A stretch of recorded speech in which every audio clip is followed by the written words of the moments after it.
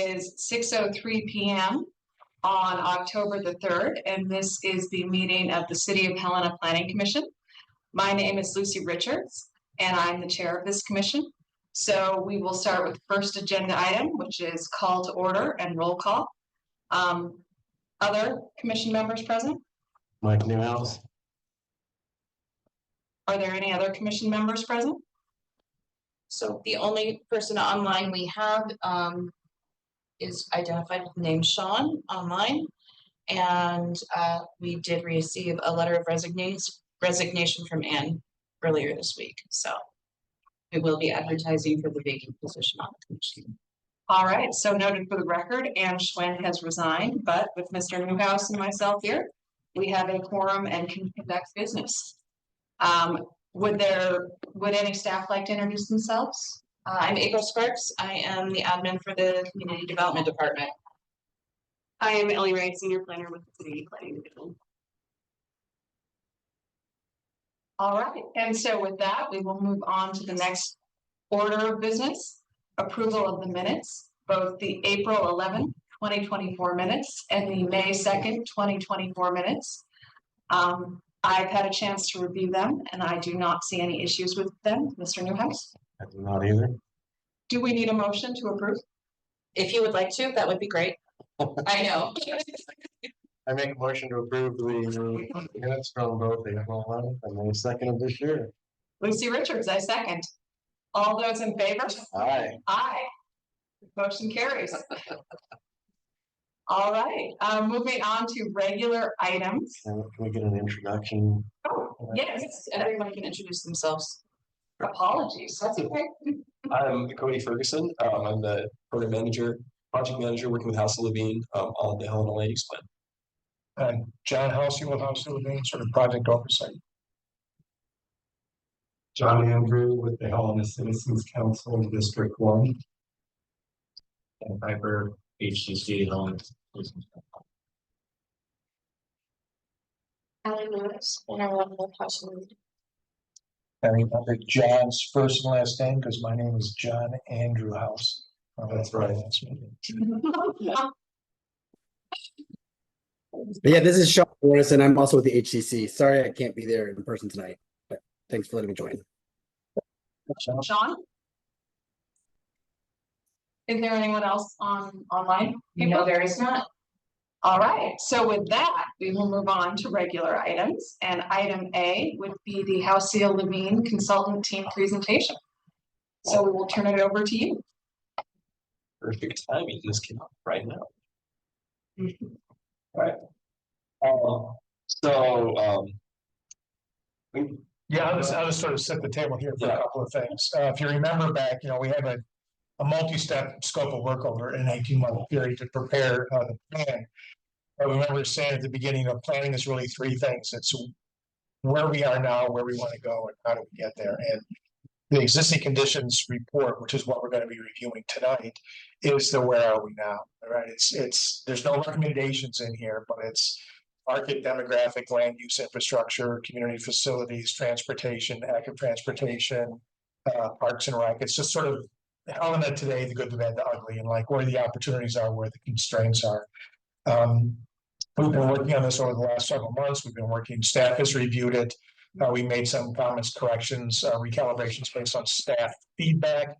The committee's had it for a little over a week now to take a look at it. And what we want to do is review it with you. Now that we've reviewed it with staff and made their comments, we want to review it with you to see if you have any comments. If you do, we will make those changes, and then we will put it on the website for everybody to see. But that's sort of the step. We prepare it, we work with staff to review and revise it. We then work with the committee to review and revise it as necessary. Then we post it on the website. There are no recommendations. It's not an adopted document. It is not a plan. It's just an interim working document that sort of catalogs the existing conditions and status of certain things that we had to take into consideration when we do develop the plan, which is what we're going to be doing going forward. Last night we had our first visioning workshop. That's sort of like the where do we want to go. Residents were able to say, we had about 40 residents there last night for a couple of hours, just over 40. And they focus on everything from housing and neighborhoods to economic development to recreation, trails, being more walkable and bikeable, and a number of other issues. And they articulated where they would like to see Helena go over the next 10 to 20 years. So that's beginning the visioning process.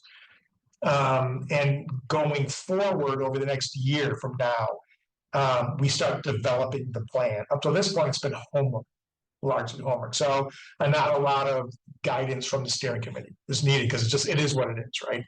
But moving forward, we're going to start developing the vision, developing recommendations, goals and objectives, the actual chapters or elements of the plan. And when we do that, we'll need to work with the steering committee and the plan commission as a sounding board for that, so that we can then put it out there for the public to consume and give us feedback. So that's the next year. But this point is just to go over pretty briefly the existing conditions memo, which sort of sets the table. So everybody's on the same page with regard to what we're starting with. It's the best way to think about it. So, yeah. So Cody's going to run through this. Yeah, so I'm going to walk through some like kind of the key takeaways. And you guys should have all received a copy of the existing condition memo. Hopefully have an opportunity to take a look at it. And as John said, if you have comments on it, if you printed off a copy and you marked it up, or if you have any comments, please get those to Ellie, and then we'll make sure we incorporate them. I was actually rereading. We've gone through several internal drafts of this, and I was rereading it today. I was like, oh, some things on the map here that we're going to have to go back and fix. Yeah, there's just some updates that have happened that need to be incorporated. There's a couple little things that I know are just looking at it again last night. Yeah. And again, it's nothing substantial or really much of substance, but things I'd like to tweak before we put it out on one. Anybody needs a copy, a hard copy, as we can talk about this, we have a few up here. Alright. Sorry. Oh, no worries. So the memo you notice is organized. It starts out setting a regional setting, and we go through the past plans and studies. That's the homework that John talked about.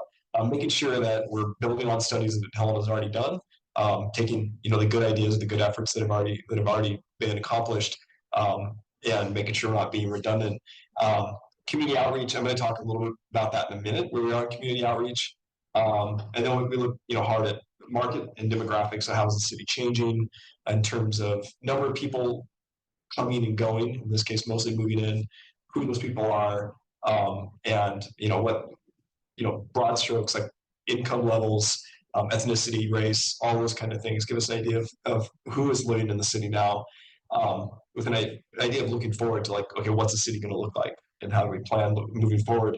Existing land use and development, current zoning and development regulations, whether or not those line up. And we'll talk about that a little bit in our key findings, whether those line up with what's actually happening on the ground and how they fit what people would like to see happening. Transportation mobility, as John said, recreation, tourism, public service infrastructure, and then parks, open space, and natural features. So John walked through the planning process. I won't jump back, but we are at that stage now where we're starting to move from kind of getting a sense of where we are into thinking where we want to go, right? And that's what last night's visioning workshop was kind of the first step in that. And now from now on, that will be kind of the direction we're headed. Is okay, where do we want to go, and then how do we start to put together a plan for how we get there? So community outreach. I today was reviewing this, and I was trying to think of how do we even quantify the total number of participants, because we have various workshops. Obviously, we're here in June. We met with folks, and then we have the online questionnaire. We have about 300. I think I haven't looked at it today, but I think we're probably up around 300 responses to the questionnaire. We've had 1,600 people look at the website.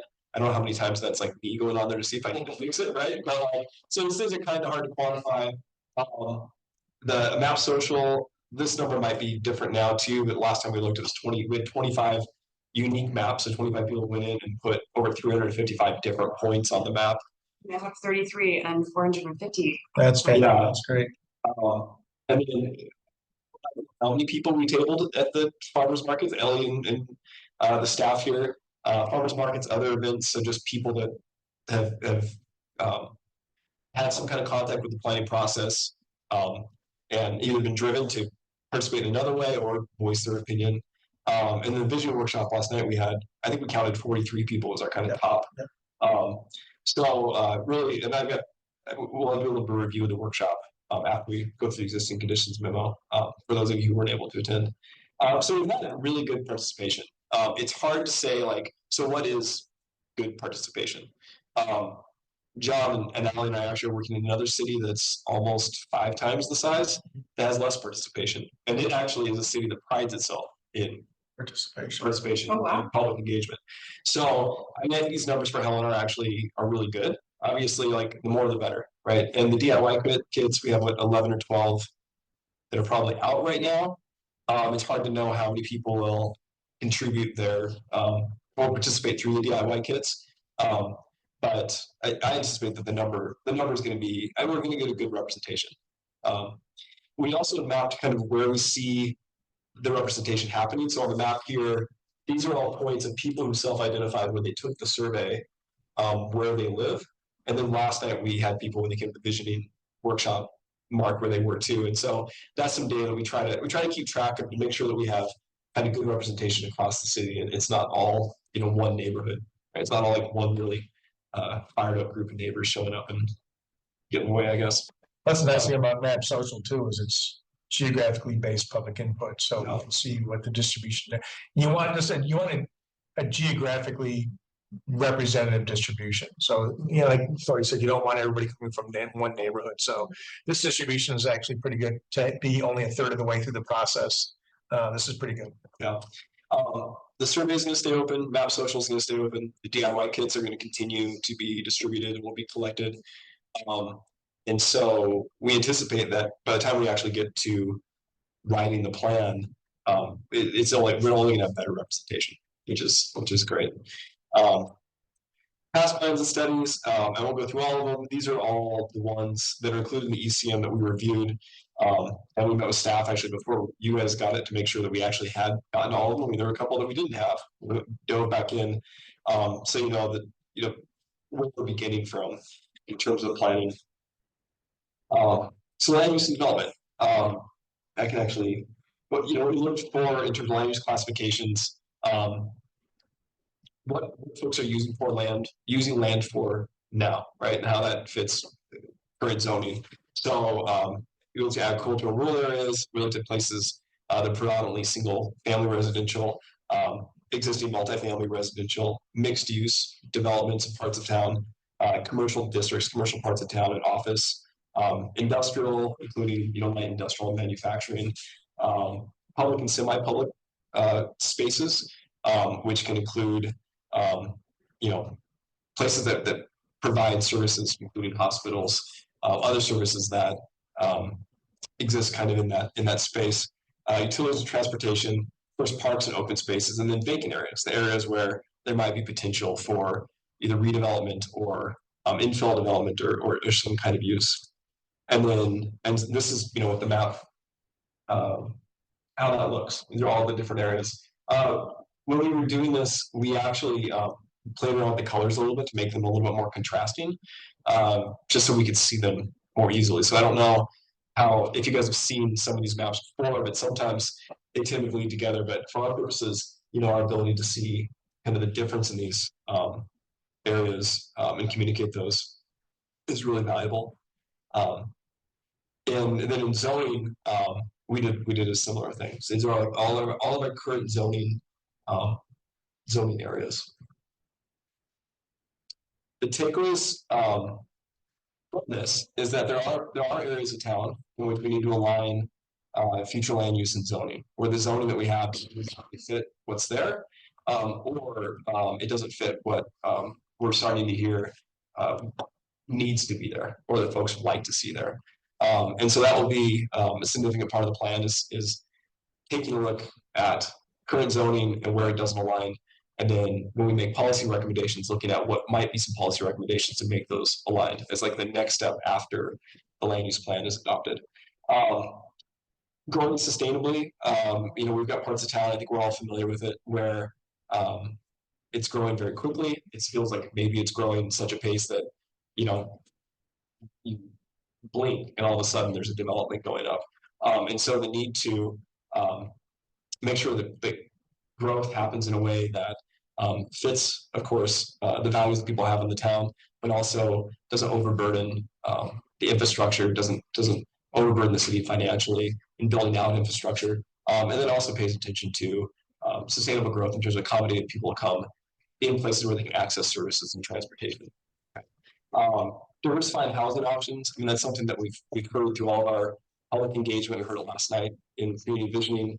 But making sure that there are options, not only for the families that want the single family residential, but for, folks maybe that are retiring that want to downsize, younger folks who maybe can't afford such a big house or at a different stage in life, making sure that we have a diversity of options. And those aren't all necessarily clustered in one place, right? And looking for options to increase density in some places in a way that it provides a mix of housing, right? And mix of quality, not quality, but mix of housing for different incomes. Expanding commercial districts, there are opportunities that we found to where we could, we think that we could expand commercial districts, make more space available for certain types of businesses, the kind of businesses that folks would like to see. Preserving natural resources. This is a value that has come through really strong in public engagement. Obviously, people really value not just the open space, but the quality of the environment here and a desire to maintain it. And then expanding city services, right? So as we're building into some of these other areas, and we're going to talk about this, about community facilities, but the need to say, address the need for fire protection or firefighting, or to be able to have access to healthcare, in addition to things like retail and grocery stores, expanding those, facilitating land use decisions that expand those throughout the area. Transportation. So we went through, actually working with our subcontractor, Staley, looked at every street in the city, from the interstate highways to arterials and city streets, all the way down to bike and pedestrian infrastructure. This is a map. If you're curious of a map of all the roads in Helena, here they are, classified according to the type of street that they are. And then this map actually has to do with active transportation. So in active transportation, we're talking about bicycling, pedestrian infrastructure. This map really specifically gets at bike lanes. So you can see we've got an east-west corridor that is in some, it doesn't have bike lanes. It's like green line that goes from over on the west side across past the Capitol. Of course, Lindell over from Mount Hoshi Junction, connecting to, I guess that's connected into Centennial Trail, but not a lot of north-south corridors, and actually not very many bike lanes. I was actually surprised when we started looking at this. Somebody who's lived here for a long time, I thought there were a lot more bike lanes, got a bike everywhere, and I was like, oh, that was ground truth. We drive around today, and like, yeah, these are all the bike lanes we actually have. So a lot of, and we'll get to that takeaways in a minute, a lot of potential for improvements, right? It's funny, and we'll talk about this at the end, but just from last night, a large portion of the feedback we got last night in terms of what people want to see going forward, a lot of it involved becoming more walkable and bikeable, more pedestrian and bike friendly community, because according to people last night, it just isn't anywhere near what it needs to be. Yeah.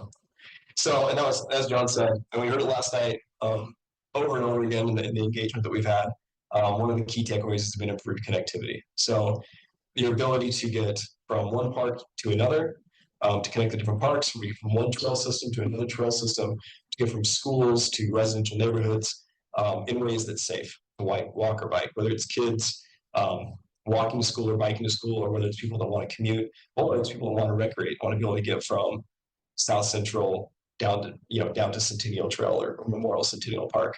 And then when you start thinking about connectivity in places like the box store development over by Home Depot, Costco, and of course west of there and south of Sanders, how do we improve the connectivity there so you don't have these kind of islands that you can only get to by car? Traffic congestion. Actually, this is Allie's first time in town. We just drove. I gave her a little bit of a tour, and it was a perfect time to do it. It was 4:30. We went down Custer, we went down North Montana. We hit a train, and so obviously, I think obvious to everybody, traffic congestion. Getting off the interstate on Custer. I think Cedar, I feel like, is the only place where there's not serious traffic congestion, but a handful of these routes that where traffic is really getting to be a significant issue. And it's not just the train, and we all know that, right? Like east-west on Custer, you've got 2 schools down there, all the businesses. It's a serious issue to address. Transit consistently came up it has consistently come up in all of our public engagement, whether it was the stakeholder interviews looking at transit for specific populations. So low income, people with accessibility, mobility issues, some kind of fixed route transit, more than the kind of dial-a-ride situation that we have now, consistently came up. Bike and pedestrian infrastructure, I mentioned bike trails before, or bike lanes. Some of the places we have bike lanes are like on Custer. Good luck, right? Like I've ridden the bike. I lived in San Antonio, Texas. I rode a bike intercity for 2 years. I wouldn't want to ride on Custer, right? I know some people do, but traffic, the bike infrastructure there's a lot of room for improvement. Trail maintenance is less of an issue, is one thing that we noticed, but potentially looking at, okay, by the trails are a significant part of the character of the city, the amenities of the city, creating a system that addresses maintenance in a long term, in a predictable way, because long term maintenance costs will be reduced by kind of a steady program of maintenance, of identifying issues rather than fixing them after a decade when they wash out. You've got a major issue. Improved parking standards. This came up in a lot of the public engagement. People always complain about parking. I know the city is actually looking at changing some of the way that the parking, the fees for parking in different areas are assessed. They'll all be uniform, but it's something we'll be looking at. And then improved air service. We heard a lot. Would love to see more flights. I think all of us can agree. Would love to see more flights into Helena if it were possible, and reduce costs for flights. And then the potential of reintroducing passenger rail. And I know that that's something that's in the air, but it's something that if it is going to happen, we should plan for what that might mean. Recreation and tourism. So we went through, Helena's calendar and the various calendars that exist and tried to get a handle on how many different events go on. And this isn't comprehensive, right? This is just like the big ones. But Helena has a ton of events. It seems like there's kind of always something going on. And there are many venues, right? And so we tried to catalog those, where they were, and then look for opportunities to, or some of the key takeaways in how we need to consider those when we're planning. So some of the things that came up from that was a need to improve or address wayfinding. So we have, whether it's trailheads, whether it's parks, whether it's businesses that would be appealing to folks who are visiting as tourists, it's not always clear where the opportunities are or how to get there, right? So I think we talked about it during our first steering committee meeting. It came up here. It's like, when do you know when you're in Helena? How do you know once you drive in where you should go? How do you get to downtown if you're coming in on Highway 12 from either direction and not just pass through the city? So I think, wayfinding, there's a lot of potential to look into there. And then public transportation, right? If you're gonna have tourists here, can they get from their hotel to the Heritage Center, to downtown, to Carroll for a game, to any of these places, right? Without having to drive. And right now, I think the answer is like, no, they can't, but that's something that's worth thinking about. If public transportation and transit is part of the discussion. Improving downtown accessibility. People mention that they love downtown, but they feel like they can't get to downtown. And I guess I live downtown, so I don't know where that's coming from. There's a lot of parking, there's a lot of streets, but it seems to be, it's a reoccurring theme. People say that like they either don't know what's down there, or they don't know how to, I think when they're making decisions about where they're going to shop and spend their time, the bar to entry feels high. And so it's something to look at, like, are there improvements we can make? Managing tourism growth, right? So potentially the Heritage Center, when it opens, we hear different numbers, but between 70 and 100,000 people may come and visit. 70 to 120,000 may come visit the new museum.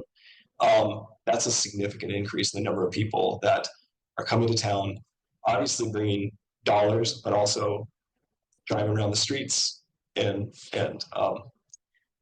complicating life, right, for residents. And so, how to manage that effectively. And then along with that, how do you take advantage? How do we manage the visitor experience so that, it's like people, and I've lived in several tourist towns. Tourists can be a pain during the summer, right? But at the same time, you also want them to have a good experience, and you want to feel proud of your town, right? So how do we manage and enhance the visitor experience so that when people come to Helena, they have a great time. They tell other folks to come. They respect the place while they're here. They leave feeling like they've spent their time in a good way. Public service and infrastructure. So we looked at all the different kind of nuts and bolts of how people get services here. So water, sewer, utilities, including electric, gas, and broadband. Mapped all these out. The key takeaways, I'm not quite there yet. Yeah, the location, public facilities. The key takeaways from this one was additional fire infrastructure. So in talking with the leadership of the fire department, the need, and all this knowing after the most recent bond issue, levy issue failed, right? The city's growing. We need fire stations. We need people. We need like sufficient equipment and people to man them, right? To make sure that we have service to these areas. So that is a large consideration, something we'll be looking at. They need to preserve historic character. So as the city's growing, in terms of public facilities, public services, making sure that we're providing those services at the same time that we're paying attention to maintaining the historic character of the community. Educational funding, again, building, and I think this is always, present in the mind of folks in town from my observation living here, but especially after the levy failed, when we were doing public engagement, a lot of people brought up like we need a way to sustainably fund education. I don't know how much of that we can address in the plan, but something to think about while we're planning. And expanding public safety as the population increases. So do we have adequate public safety, community facilities? Are we adequately funding things so that as the city grows, we have enough police officers, enough equipment, enough infrastructure in place to ensure public safety and continued public safety? I think this one is also kind of building on the awareness of the issue of increase in unhoused people during the summer that coincided with while we were doing a lot of the public engagement, but it's a serious concern. Okay, parks and recreation. So we mapped out, looked at what are all the existing assets, whether it's parks, trails, open space. Open space can be, Mount Ascension, Mount Helena, the space in between that is unprogrammed, right? That has trails. It can also be our parkways, some of our greenways, pocket parks. Some of that's programmed, some of it's not, right? Program meaning, does it have soccer fields and splash park, or splash park, pools, those kind of things. So the takeaways here, and I think this, these go well with some of the things we brought up when talking about tourism and just thinking about sustainable growth, but maintaining and improving the trailhead facilities. There are already plans to, as has already happened in the old shooting range and up on Beatty Street, to improve some of those trailheads, pave trailheads, put in some basic facilities, which will help. But looking forward, as use of the trail system only likely to grow, looking at the need to have a program to maintain and improve those facilities. Refining connections to parks and trails. This gets back to connectivity. But how do we, can you get between the different parks, right? Is it possible to, put your kid in a bike stroller and bike from one park down a trail or path to another park and do so safely, right? Or between a school and a park in your house. and they're implementing safeguards for open spaces. Helena has done a tremendous job in expanding its open space, the open space bond. I mean, we all know it. It's incredibly successful. It's a model that many other cities are looking to wish they could implement. But how do we continue to maintain the open space we have and make sure that it's protected in perpetuity as the city grows. And so that's really it as far as the review of the ECM. Before I jump into the vision review, do we have any questions or concerns? Question for you, April. Should we call for public comment in case there's any public? So the only two other people we have online are both HCC members. All right. Denise Roth Barber was able to join us online. So unless there are other comments in the room or from online from HCC members. One thing I've been hearing, through growth policy development, and that is areas designated as neighborhood centers. I don't know if that's a concept that you guys are fitting in as part of the visioning review. Yeah. But and in addition to that, talking about your bike, connectivity thing, it's kind of also, we've been doing more complete street designs, but we're, trying to adapt that to old growth, narrow streets, and that's frustrating there too. But Yeah. So actually in the visioning workshop last night, people brought up kind of third spaces or public gathering, neighborhood gathering spaces. And it's something that looking forward, we are paying attention to. I can only go through kind of the key takeaways here. But that is definitely something that we've seen in the public comments. It's a desire to have beyond just the places where people gather now, places that are easy to get to, that where neighborhoods could gather. And yeah, the complete street concept is it's one that it's front of mind and thinking through like, okay, how do we begin to solve some of the connectivity issues, right? And make the city more walkable and bikeable. Yeah. Yeah, the complete streets, you make a good point, John, is it's easy to design a quote unquote complete street when you're doing it from scratch. Yeah. But retrofitting it back into an existing neighborhood, the curbs are there, the right of ways established, the buildings are where they are. You can play around within the right of way. And there's more competition now for what's going to happen in right of way than ever before, whether it's, larger sidewalks, on-street parking, landscape medians, parklets. I mean, there's bike lanes. I mean, all that has to take place within the right of way.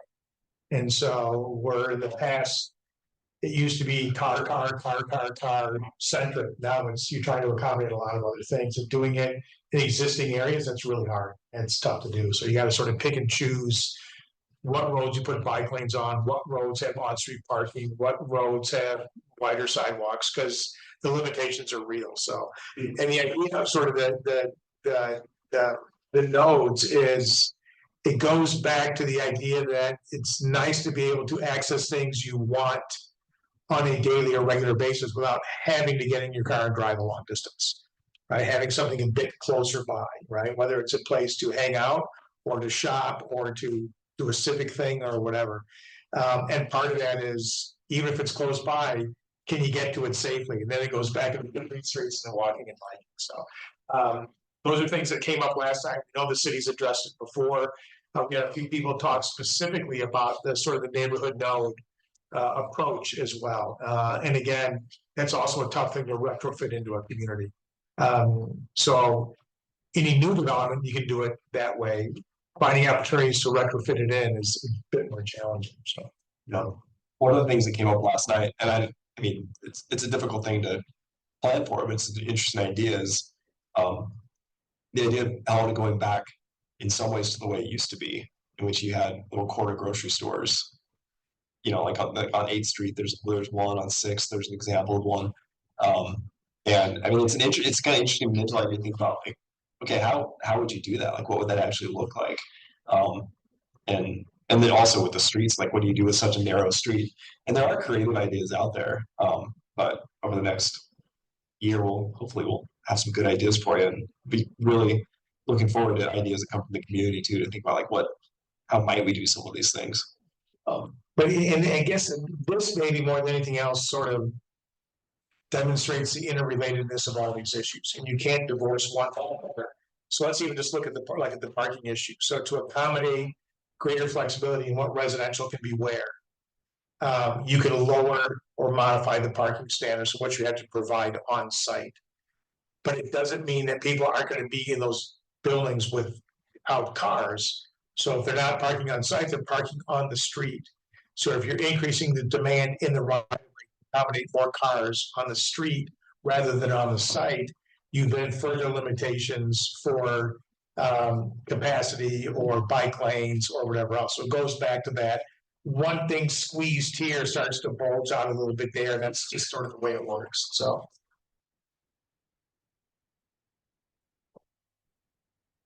I just have a few observations. Yeah, sure, yeah. Anything. Yeah, that's good. So I guess when I read through the report, I mean, kind of like you were saying tonight, Cody, I mean, first off, I was shocked how many different studies the city of Helena has done over the last 15 years. I had no idea there were so many. So it really did underscore to me the importance of what we're doing now, because there's all that pre-existing work that factors in. But also, like you, Cody, I kind of like felt and knew there was lack of biking and walking connectivity, but when I saw the map of actual bike lanes, I was like, wow, I'm pretty sure a town of 100 people has more bike lanes than we have here. But overall, when I was looking at all of the stuff, I was thinking, it's perhaps not surprising, but everyone came up with a lot of the very same ideas in all your different groups. And like looking, you know, I've gone out and looked at Map Social a few times, and it's really interesting and it's a really cool tool. But it's made me aware, yes, Helena, we all realize Helena has no signage to indicate you've entered Helena. And that's really throughout the rest of this state. And so I was also thinking how you were saying, John, a lot of our ideas, what we want and what we vision, it's hard with the infrastructure we have built because, for example, I love history. History is great. I love the character of this town. But fitting the demographic, I do not need a 3-story mansion for me to live in alone. Yeah. But the solution shouldn't be to raise all the 3-story mansions or the Victorians, but then you're looking at your land base and where do we build these new developments to? So it's a conundrum. It's so tough. And I think that puts, and that may be the best way, I think, to articulate the nuance or the intersectionality of everything we're talking about. You want to you have to accommodate the growth that's coming, all right? And the change that is necessary to accommodate that growth. But you don't want to do it at the expense of diluting the character of who you are, right? The charm, the character, the architecture, the history, the small town feeling, the familiarity. You know you're going to change some things, but you don't want to risk changing that.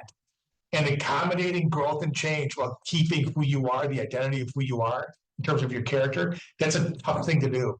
And it requires a lot of diligence so that you make the correct changes and you avoid the missteps, because you can't unring those bells, right? If you get it wrong. So when you talk about like the character of some of these older buildings, and it came out last night, we have great older buildings. We need to find better ways of doing adaptive reuse. And we're looking at residential, the need for more residential. How can we better leverage historic, beautiful structures for creative residential solutions? So there you've got to sort of look at, let's take advantage of the best of what we have, even though it's a challenge to solve some of the future problems. And that architecture is a good example, or history, because you take those buildings down, you're not getting that back. And those are that's part of your DNA, right? So you can't risk that. But that, I think that ultimately is the challenge. What do we change and how? And what do we keep and why? And how do we do both appropriately? That's the tough part, right? That's the tough part. So. And the roads too. I mean, like, sounds like you and I live in similar places, Cody. But so it's easy for me to stroll downtown, but you look at how the roads were built with their weird 90-degree turns. And of course, again, the older buildings and houses. And you can't really expand or change how the roads are built. So we are very locked in this, we'll call it historic area of Helena about what you can do. And I think the Map Social and the outreach, the consistency we're saying is there's a lot of shared experience for people who live and visit Helena. No matter where they live, there's a lot of shared experience. And that results in a lot of consensus of issues. And that's what we've seen. So I'm done now, but I mean, I thought it was a really good compilation and it really at least crystallized in my mind a lot of the things I've been thinking about, which I wanted to get on this commission. So. Yeah, it's I mean, the existing conditions is one we joke when we say, well, it's the good, the bad, the ugly, right?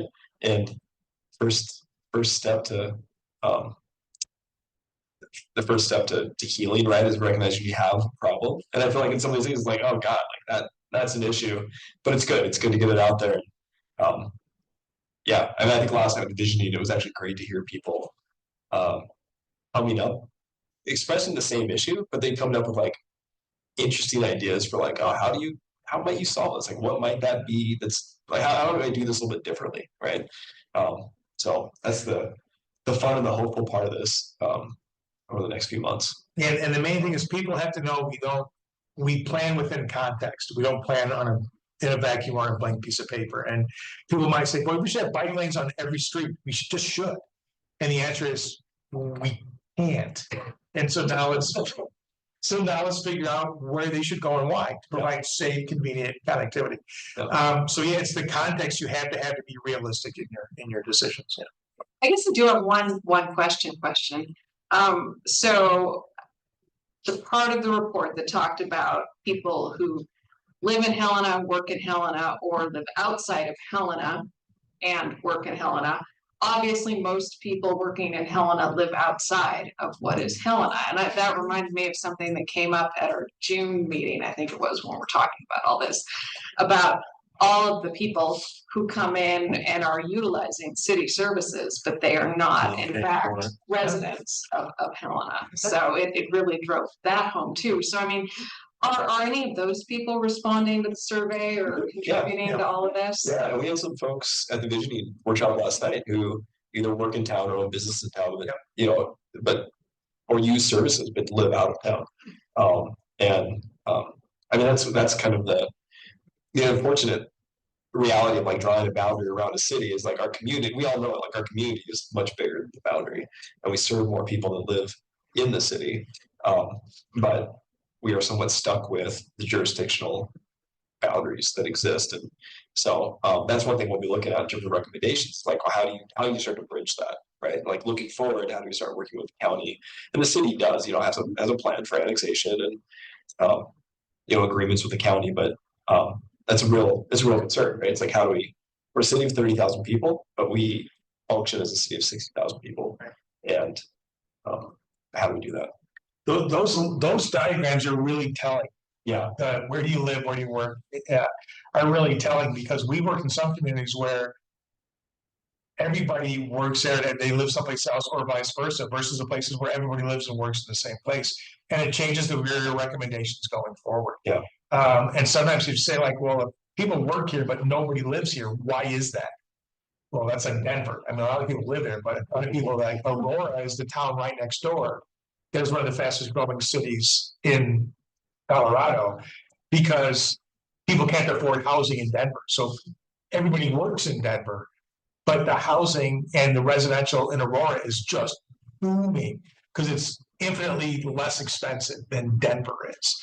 So that those circles are getting bigger and bigger disproportionate because the housing in Denver is too high a price. And so they need to start realizing if we want more people to live here, right? We've got to do something about the housing, because we're obviously not meeting the need. As the employment grows, we're not capturing those employees as residents. That's a problem. Likewise, if you're just coming to the community where everybody lives, you're like, yeah, we want commerce. We need revenue. We can't just be a residentially based tax structure. So then you have to say, well, how do we get commerce or employment or industry or manufacturing in our town and not just residential homes? You don't want to be a bedroom community. So this little simple diagram is really telling in terms of how you put strategies in place later. So we have Sean online with us, please. Go ahead, Sean. Well, thanks. Sorry again for not being there in person. So I had two quick comments based on the conversation or questions. So I think it was John who brought up the idea of neighborhood clusters. And I know, I think I know where you're getting that from, is the growth plan that was adopted in 2019. Because I very vividly remember when they were presenting these different options for how Helena envisioned growth. And there was one about concentrating everybody to the downtown core, having an urban center, everything spiraling out. And the other one was having sort of neighborhood downtowns. And I think the prevailing policy that was adopted by the city through the growth plan was the neighborhood center model. And I think some of that was influenced by the idea of like the 6th Ward being a neighborhood center, the Capital District being a neighborhood center, you know, obviously the downtown. And I'm still not very clear. The growth policy is influential on this, and just that it's prior work that can add to it, or how does this build on, or like it felt to me when we made the decision to follow the neighborhood cluster model, and I didn't have a strong preference back then, but that we had made a sort of final decision that this is how the city wanted to grow. And maybe now we're revisiting that question through this land use plan. I think there are a couple of things. One of the most important things that we do in the study of plan is go look at all the other planning work that's already been done. The ton of work goes into that. Sometimes it's not relevant anymore, and we just say, hey, the plan that was adopted, whatever else, the markets are completely changed. While that work's done, it's still in the tooth, it has no relevance now. Some things that are more recent, like the plan you referenced, that's relatively new policy. And so if we catalytic shift in that policy going forward, we need to have that discussion. I haven't heard anybody yet say that the policy from that plan is out the window. So now that we're looking at from a perspective, because of the new state requirements, was it 388? 382, the new requirements for the plan. We have to look at things like that. So but there's repercussions for policy, and that's great. If we truly want to make that happen, we have to change our regulatory approach so that under a free market that can begin to happen. If we don't change some of the strategies, we can wish for it all we want, it will never materialize. So if that's going to carry over into this plan, we're going to have to find implementation strategies to begin to set the table for that. Can't force it to happen, but we can set the table and the groundwork for that investment. So also, so we look at all these plans, including the one that you just talked about, which is one of the more recent ones, to not undo the work that's been done, to acknowledge it, and if it's still valuable and valuable, to carry it forward so that it dovetails and informs this document. Because this is the newer document, because it's the guiding policy for the city. Anything that we want to have reflected in this, we need to bring it into this. So I'm assuming a lot of that sort of cluster neighborhood node type stuff will manifest in this document in some way because of that previous plan. And the other thing is with John mentioned that interrelated, right? And so we talked about it. So what is the case of neighborhood node, right? So you have to have a space, right, that's going to be actually a place for people to gather. You also have to have the people living there. You have to have kind of housing, diversity of housing. You have connectivity, right, to people get there. And one of the things the land use plan under Sample 382 requires is a much more tangible plan for how you achieve the housing needs that you have. And it gives us the opportunity to think about, so what kind of housing do we have to meet these numbers? What kind of housing do we actually want? And that's when you actually start to get something that looks more like a plan for, okay, if you have neighborhood clusters, people have to live in the neighborhood. So where are they going to live? And what kind of houses are we going to have there?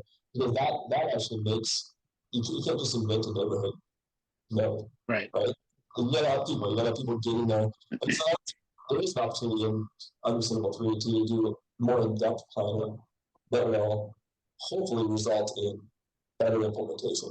And that was kind of the goal of Sample 382 is actually get actionable, like measurable results from beyond the experience growth policies in the state report. So yeah, Sean, it's a long answer. But that's a good answer. Thank you. That's helpful. I don't have a strong preference. I was just curious because I remember when we were doing that planning in 2019 and somebody was mentioning the neighborhood cluster model. So I remember where it came from. My other quick comment question is, and I think you hit on this in your report really well.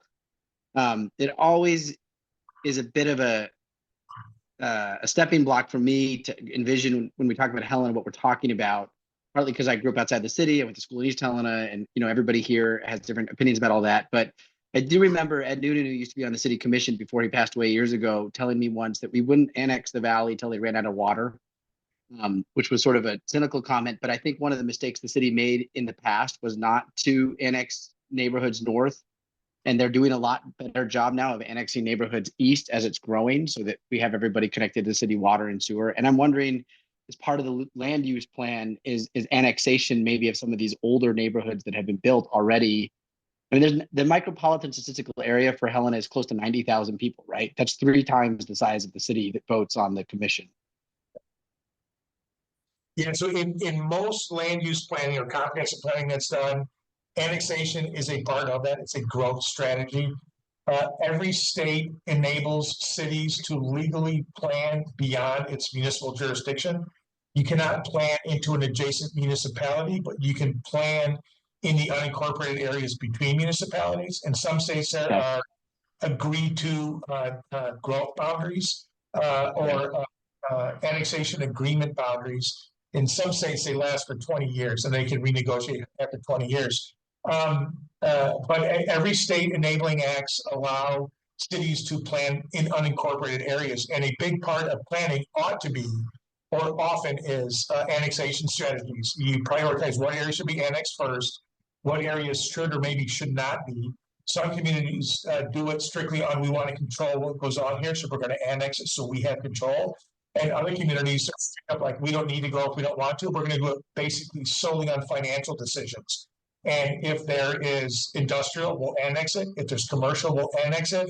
If it's multifamily, we'll think about it. It's only single family, we're not gonna, because it's a facilities drain over time, not a revenue add. So again, some states, some cities make financial decisions on annexation, and others do it for control, and others do it for a combination of both.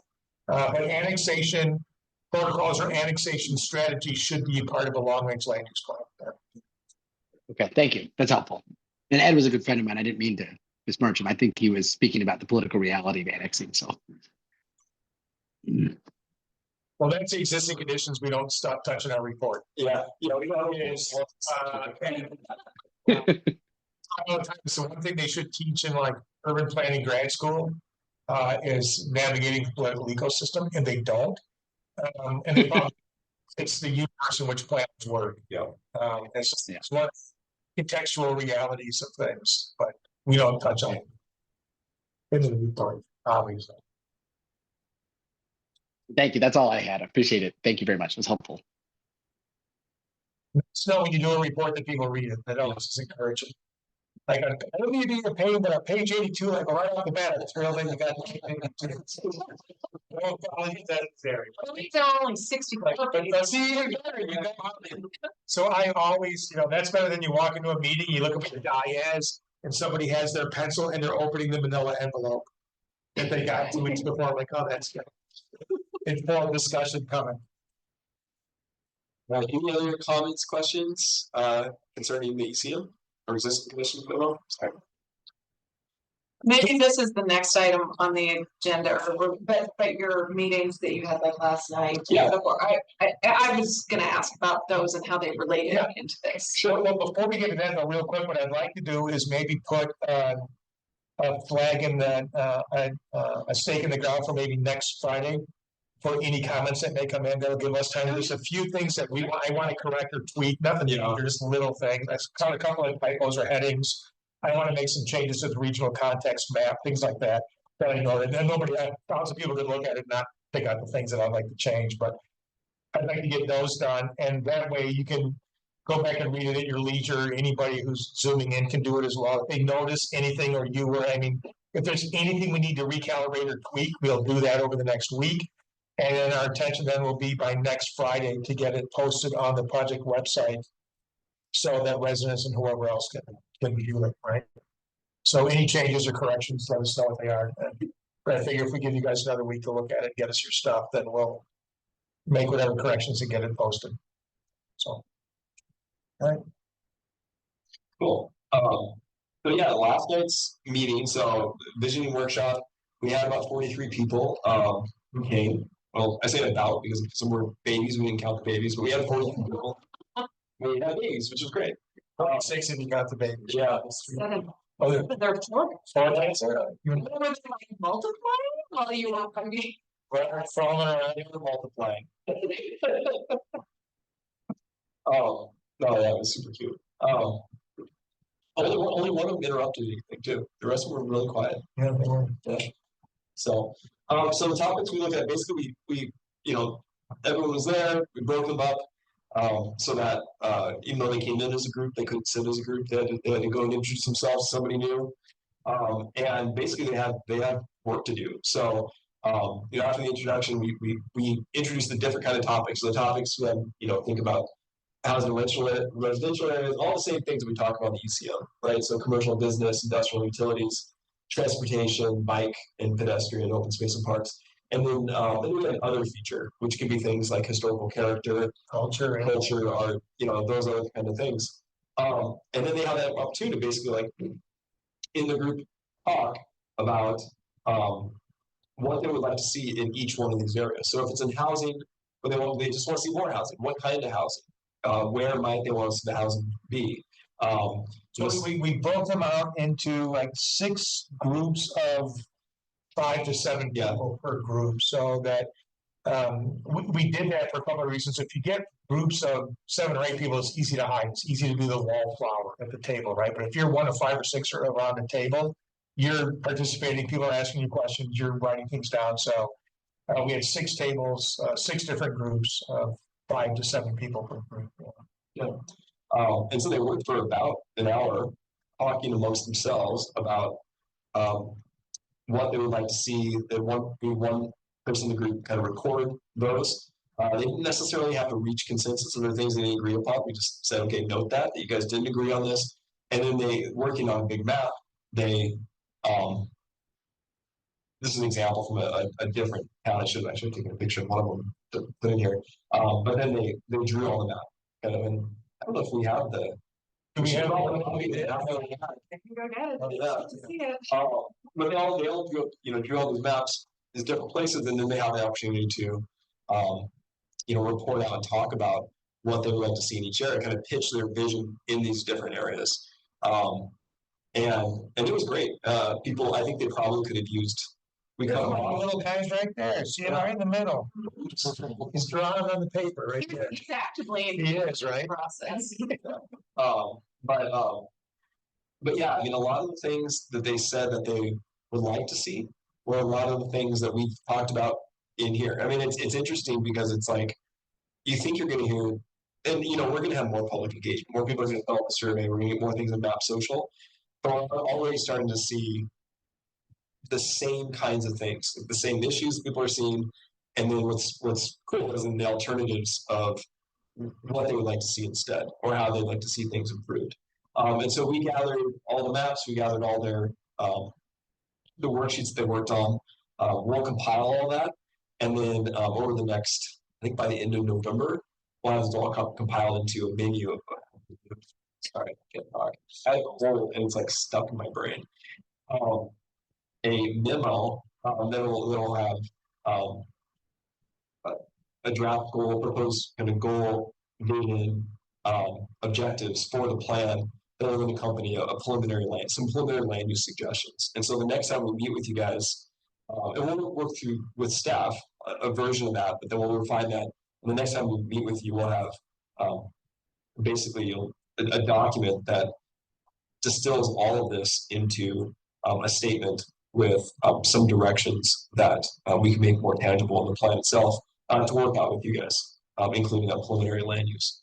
So it was it's always hard to know exactly how many people you're going to get at one of these, but I felt like we had a really good, actually critical mass and a good selection of people from different parts of the town, but also from different kind of life stages. We had some seniors, we had young people without kids, young people with kids, a lot of people in the middle. So it was a good mix. Yeah, it was a good meeting. And so again, it's up till this point. I mean, I guess this is the first meeting that we've had where prior to the meeting, we provide something.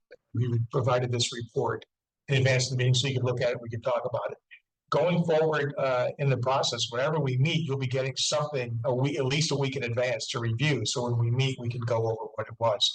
And, like Cody said, the next thing is sort of that, the vision, the goals, objectives, that preliminary land use framework. And there's a few different ways, and once we have it, we can work with you and at your direction. We can get a sense of, sometimes when we do these plans, the vision, goals, and objectives are in one chapter, right? There's the introductory chapter, what is a plan? The community profile chapter, what was the process like? Who do we engage? You know, what's the demographics like? The next chapter is sometimes vision, goals, and objectives, and it's all in one chapter. Then we get into like the land use chapter, the housing chapter, the economic chapter, whatever. And sometimes what we'll do, depending on how the goals shake out, we might say, well, let's just take the economic development goals, the housing goals, the open space goals, and not put them in one chapter, but put those goals in each chapter. So they're with the chapter that they provide context for. So those are some of the things, once we see that, we can begin to talk about. And do we want to do sort of one overall vision we think we need to do, a comprehensive plan or a land use plan vision? But then when we get to the housing and neighborhood, should we have like a neighborhood vision, like a small vision saying, this is our vision for housing in Helena.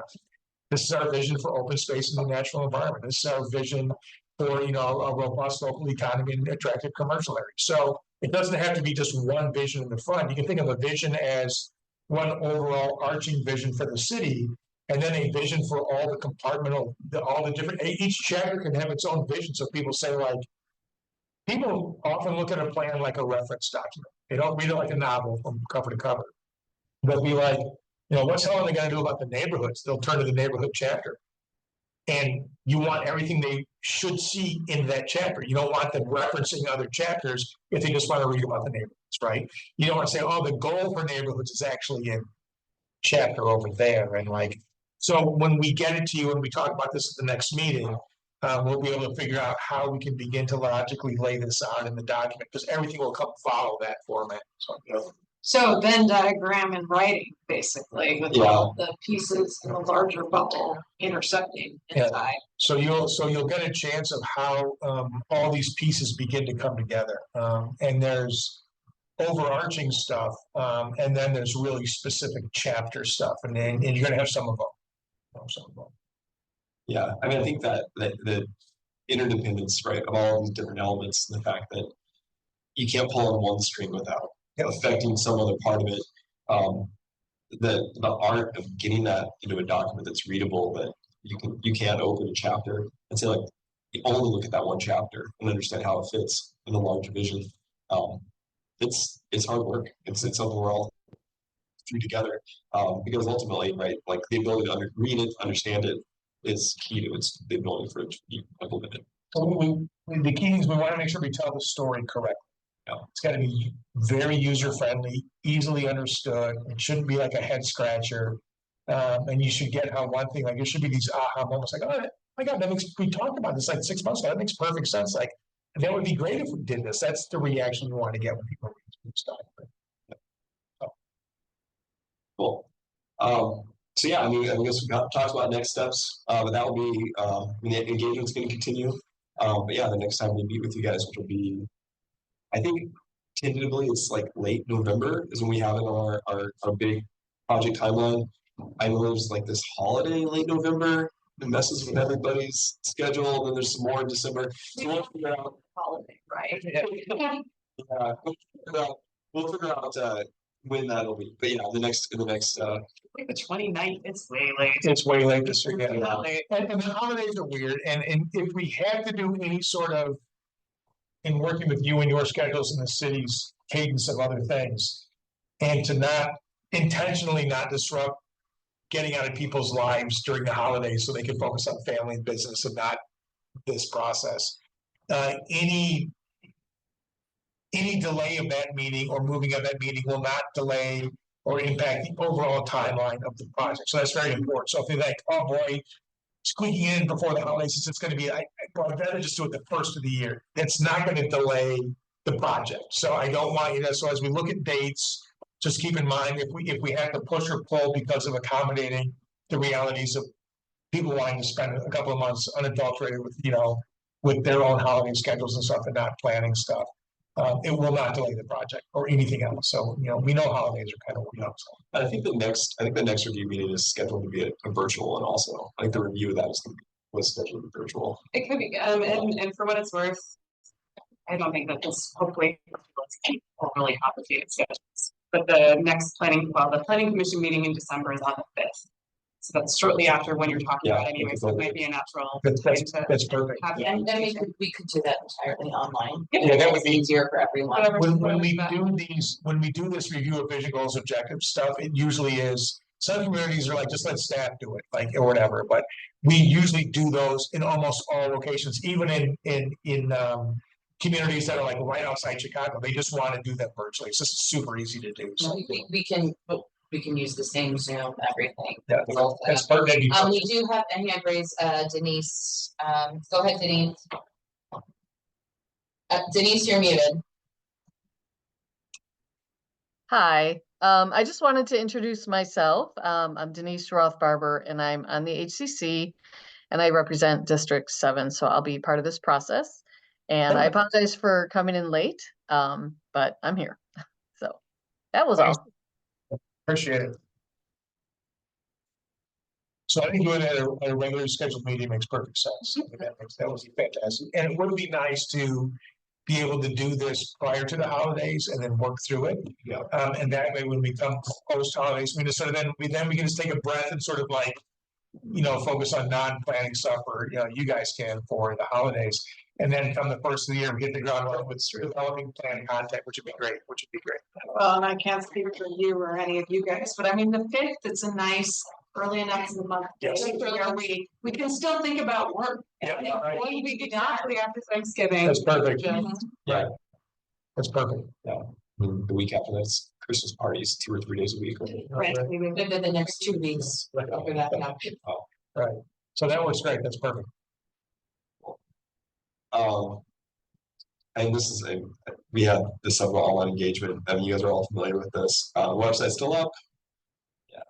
And So go back to the map. So that's sort of all the points that we've had so far, and that's not even the most current. We've got another 50 or whatever points. yeah, this is it. This is 100 some points in addition to the.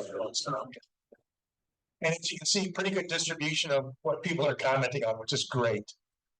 So that's fantastic. I like to look at Map Social on a Friday night Yeah. every time. That is a true statement. But it's fun. Ryan wrapped out with that. It's fun to really zoom in at a small scale and click on people's comments and see what they said and stuff. It's pretty interesting. Yeah, it really is. You're in a safe spaces. I know it's a nerdy thing to admit, but it is kind of fun. I feel like we're all kind of nerds. 100%. It's I gotta lean into it. I did this. I was sitting on the couch next to my wife, and I was like, "Hold up, I get what she said." But I pulled up, like, "Really? You said that? Like, why didn't you just tell me that?" I think you never told me that. That's funny. All right. Well, I think that's everything we had tonight. But we're certainly, happy to hang out if you guys want to talk any more about any parts of the process you're concerned about or have questions about, comments. And if we shoot for the 5th, we'll make sure to have you anything we're going to be discussing. Yeah, I'm guessing we'll have it. And we're already on track, and we'll probably get it to you before Thanksgiving. Yeah. So just to clarify, because I'm looking at the actual words on the agenda, there was item A, which was your team presentation, and then existing conditions memo discussion. So we have done all those Yeah, we have things. done- And item 1 and 2 are basically the same thing. Yeah. And and there's no, you don't have to like accept the existing conditions report or anything like that unless you want to. I mean, I think it's just a document. It's Just a out there. working It's gonna go up online. Yeah. I just wanted to make sure we weren't cutting off someone's exciting presentation. No. I think that first part was just sort of comments, was sort of me sort of saying, we're sort of at this point in the process where it's going to take on a different tone going forward because the nature of what we're doing is different. Yeah. So I just wanted to explain what we've done up to this point and how we're sort of flipping a switch going forward. Yeah. So that was the first part, and then Cody did part 2, which was the existing condition. It sometimes feels, this is a shift, right? So sometimes feels slow. We do the kickoff, there's all this energy, and then we go to work and we're kind of quiet for a while. And so we're just, making sure everybody knows, like, from here on out, the pace is going to change a little bit. And even though there's been a lot of outreach focus up to this point, a lot of people don't engage until they see something to react to, right? So most of the things we've done so far, people show up and say, what do you think about this? What do you think about this? We're asking their opinion. But now we're at a point where we get people and we go like this. What do you think of that? And so a lot of people now will engage because they have something to react to. They're not just being asked to talk without something to see, right? So the nature of outreach will completely change, so. Speaking of outreach for the HCC folks that actually participated in your own open house last week. yeah. Would you like to share some of your key takeaways from that experience? What you were hearing from members of the public that joined you? And Yeah, I can give a very quick report on that. So I'm Scott Piper, I'm the chair of the HCC. And we were at the initial steering committee meeting, we were kind of tasked with these do-it-yourself workshops, and we thought, it might be better to just bring in more people by incorporating it with the entire HCC as a whole. And we figured that since our district representatives have a pretty good idea of the infrastructure needs in their district specifically, we would funnel everyone to their district representatives, and those representatives would kind of host the discussion at a district level. And then if the individuals had some opinions about citywide stuff, we include that as well. But we wanted to really record where these individuals live within the city by district. And it was actually pretty well attended. I don't remember the exact number, it was like 60 some responses or something. But at least, so I was kind of trying to facilitate the whole thing and engage in my district, and my district specifically. It was a lot of connectivity, housing, increasing density, because I live in the capital district, so it's mostly neighborhood. There's a little bit of business in there, but yeah, it was mostly transit, connectivity, and housing density. Yeah, we actually, I'm glad to hear that we missed it. I wanted to do it at the beginning, we kind of like rushed through, but yeah, no, it's great to hear that. So I'm glad you guys had such a good turnout, and Ellen gave us all of the everything you guys gathered there. And so we're going to incorporate that, and that's great. I'm glad you guys had such a good turnout. That's a great way to organize it. was there any interest from anybody that participated in maybe running their own DIY workshop that you heard of? I didn't see anything written to that effect on any of the sheets when I scanned through them, but. Yeah, I didn't hear about that. But I was encouraging members of the HCC after during the meeting that if they want to go out and do these things, if they're more than capable of doing it. So there might be some. Fantastic. Has anyone been participating, not just in their personal capacity, but like as a business person in the city or business, like that kind of representation, or?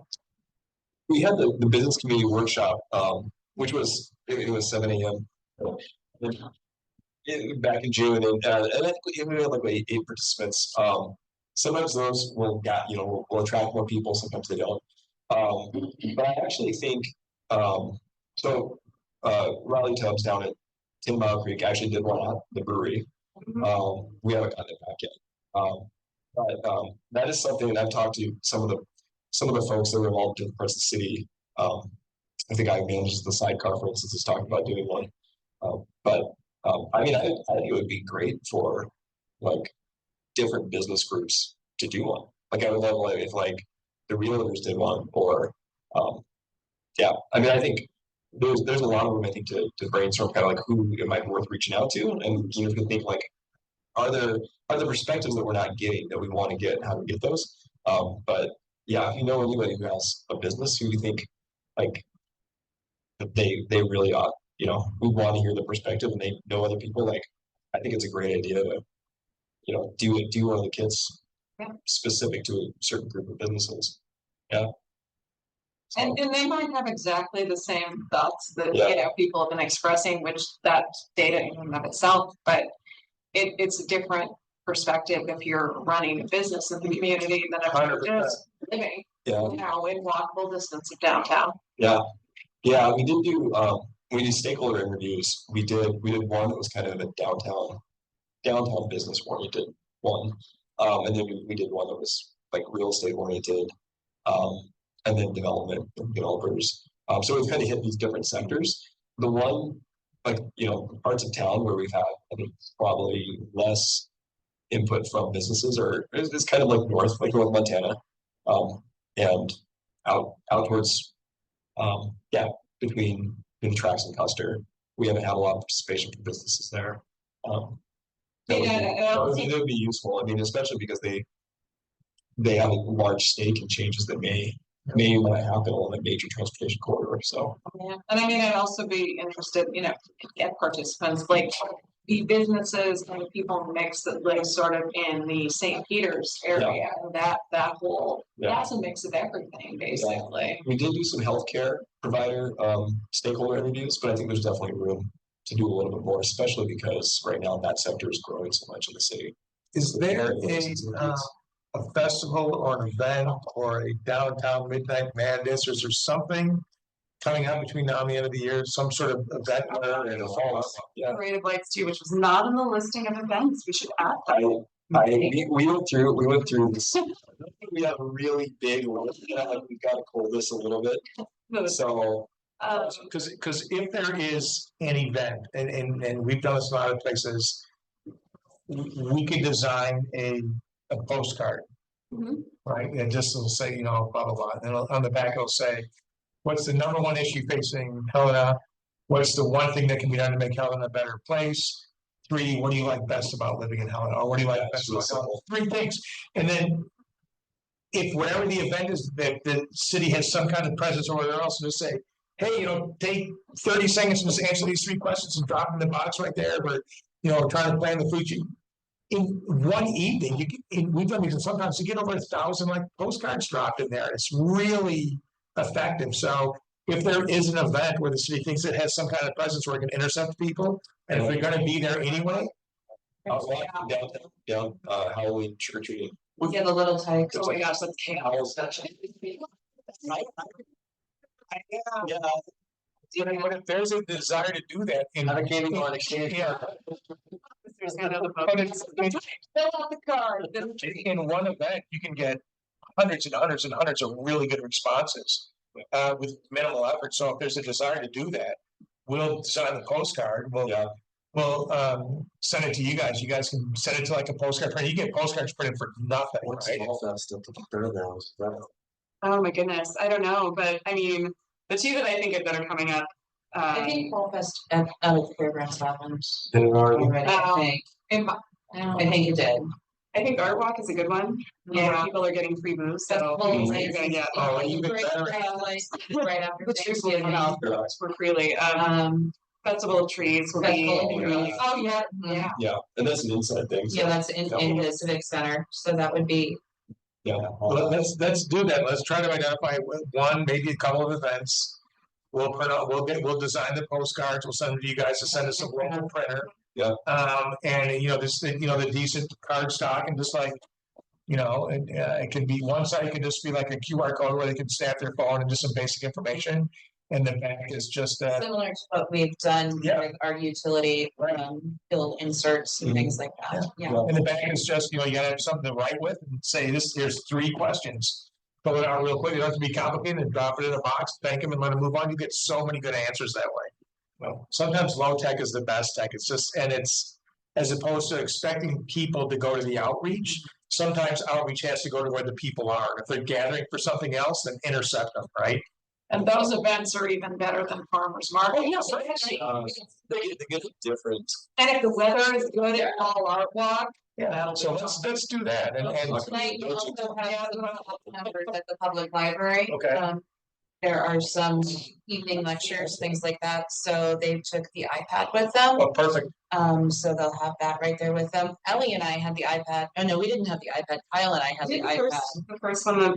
So we didn't use it, but we probably could have used it the weekend that we were there together. Oh, but we We can also had dog treats, and that seemed to help get people to talk to us. we can design those postcards and get them to you, and then, if we do them on, let's say the tree walk or whatever else, and then you could, say, okay, we got, 420 responses, and here's these. We'll say, hey, at this event, we did these. You can use the exact same postcards 2 weeks later for something else, and they'll say, hey, we had 86 people at this event, here's these postcards, but we'll design those and we will get that design to you. And then use it as you see fit. By the end of the year, I bet we'll get 1,000 more people to participate. I think Art Walk probably is our best bet, and we could probably Art Walk, get giant tub of Swiss Miss and just give people free hot chocolate. Oh, totally, like fill this out, drop the thing. And the Don't dog we treats, just vote out and get- and the dog treats, Ellie. But that's how you do it a little bit. Hey, take 1 minute, fill out these 3 questions, drop in the box, and come on up, get it. Absolutely. Mhm. Or some of those caramels, right? Right, you and I. Good. Is that what it is? Those extra free stuff. Yeah. And yes, so it'll be the girls doing it. Yeah. But we worked in towns that really struggled with, we've done social media, we've done this, we've had these big workshops, and like, social media is hard to cut through day-to-day life. I mean, people have stuff they have to do, and you're asking people with busy lives to come to a workshop at City Hall at 7 o'clock on a Tuesday, like, give me a break, like, and they had these 2 events. One of them was like an antique car show thing that they did twice a year. And like thousands of people came to this. They just set up like a tent at the end of one of the things, and they got like 1,400 like in like one Saturday. Like they're like, oh my God, this is, and it was really good stuff. So I mean, like, it's just a really low That sounds like something we could easily do. a low tech way to get great in. The next couple of months. I'll show Putin. So we'll pull together a postcard. Yeah. We'll send it to you guys to take a look at next week, and if it looks good, if you want to change, let us know. If it looks good, run it to the and get it to the printer and use them as you see fit. Yeah, I'll start shopping for quotes for Yeah. postcard printing. Yeah, there's a few places in Chicago that are like so incredibly dirt cheap that we discovered years ago. But then we'd have to have the shipping of getting them here. So that's what I'm saying, go low. Right. And we're thinking like, boy, how can they even make it this cheap? And we found out what one of their number one client there, it's out of the airport, out by O'Hare. And they turn it around and like nothing flat for dirt cheap. One of their biggest markets are strip clubs. Where they would do like postcards or whatever else for strip clubs, like all over. And they did these printing presses were just running like nonstop. Oh my God. Like 24/7. So we're like, yeah, we need like 2,000 of these. What's it gonna cost? I'll be like, oh, we can have it to you like tomorrow by 10 o'clock. It only costs us much. Just shows you the connection between all parts of Like life. just crazy. Oh, we have a hand raised online. Sean? Did you have something to say? Yeah, sorry, I put it in the comment box, but Alicia Ryan is the new director of the BID downtown Helena, and they organize Art Walk and the Parade of Lights. I'm actually having coffee with her tomorrow, so I can ask if they're planning to have a booth at those events. I think they also organize the downtown trick or treat event. It might be, that's a really good point. Alicia actually she joined us last night. Oh, good. So- Yeah. Has been taken over by some of the downtown art space businesses. So they run that Right. independent.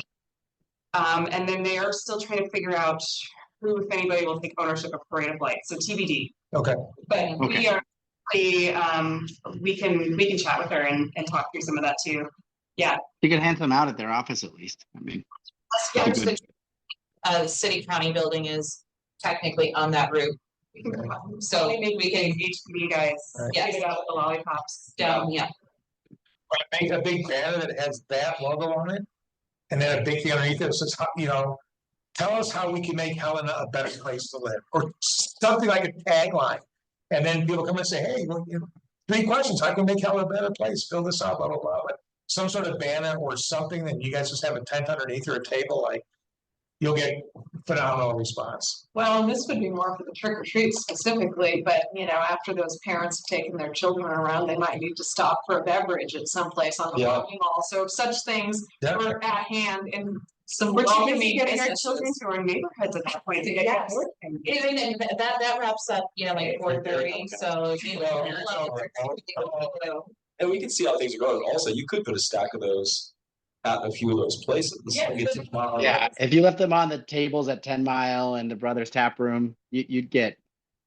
We've done it where we've had those in like downtown businesses, Yeah. but you have to provide the drop Yeah, box and you gotta pick it up. and the okay, for people who are gonna be there to say, oh, here's the card, like literally when they come up to pay or whatever. Here's a postcard, you fill out real quick, drop it in the box, thanks so much. So we can discuss this with Chris tomorrow. Yeah. Sure. But to leave stacks at stores, you need a place to put them, and so they fill them out, not just like, all right, maybe I'll fill this out, thanks, and they walk out with him and just sends up. Yeah. So you gotta capture them where they are. But it could be a real effective way before we roll into the end of the year, just to get a lot of good, like, what do you think the biggest issue is? What do you think is the number one thing we could do to make Helena a better place? And what do you like best about living in Helena? Or what do you like best about whatever Helena, right? And 3 questions, real simple. You can discern a lot from that, right? And I feel like it's the time of year people are in a mood where they want to express all of their thoughts and Yeah, opinions on yeah, things right. too. I mean, just getting toward the end of the year and all the things going on. Yeah, no, I think it's perfect. All right, good. We can do that. We'll get that to you this week. Yeah. Cool. All right. So I guess any other discussion, or is there any public that popped up or people on Zoom who have anything else? No, we still just have Denise and Sean. No one else? All right, if not, then I guess we'll go just meetings of interest and announcements.